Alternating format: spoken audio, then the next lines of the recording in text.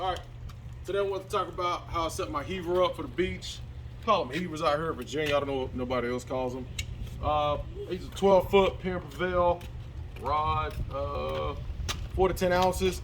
These rods, people talk a lot of shit about them, but they're solid, and if you're just getting into it, they were 99 bucks back in the day. They got a part 2. I don't know what they got, what they're going for now. Use a C-Line 30, regular, SHA, whichever one you want to use it. I use a 20-pound main line, Suffix titanium. Reason being, guy at a store one day told me they tell tourists to use 15-pound. How are you gonna land a 52-inch drum on 15-pound line? I don't know, but I stick with 20. I use off-the-shelf Walmart Trilene Big Game 50-pound mono for my shock leader. Reason being, over the years, I've tried a lot of different lines. It's cheap, I'm comfortable with it, and it works, and that's all that matters to me. And the shock leader, I use an Albright knot for my line-to-line. A lot of people talk crap to me about this knot. It's too big, it's this, it's that, tie FG knot. I'm not doing that. How much shock leader I put around the spool? I mean, you don't have to overcomplicate it. A lot of people, 5, 6 wraps, this, that. What I usually do, when I tie a new shock leader, I'll start the shock leader here, and I'll see how much it has here. So from the reel to the end of the rod is about how much shock leader I'll use. What that equates to in wraps, don't know. Never really took the time to count.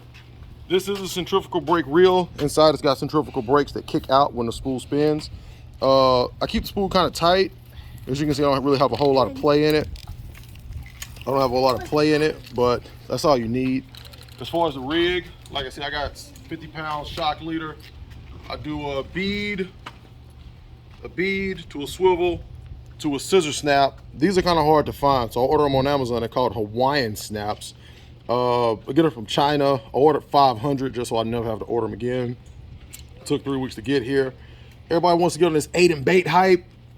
I throw 6s, 8s if you really need to, but for the most part, a 6 will get you where you need to go.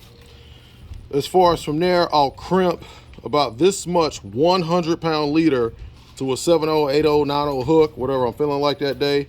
I posted this in the Virginia Beach page. It sparked quite a debate on which way to run this through the eye. Personally, I don't care.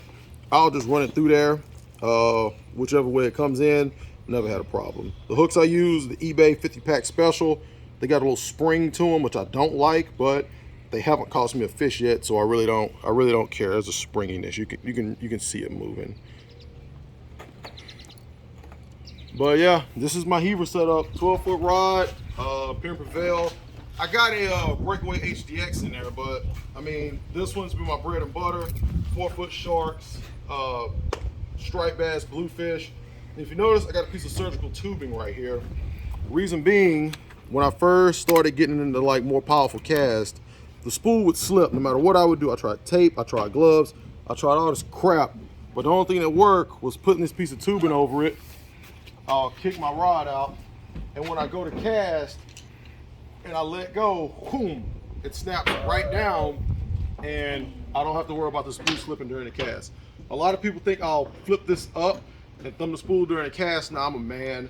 If I'm casting and the spool's spinning out of control, I'll just touch it on the side lightly, or even just touch it in the middle. Your thumb's not going to catch on fire.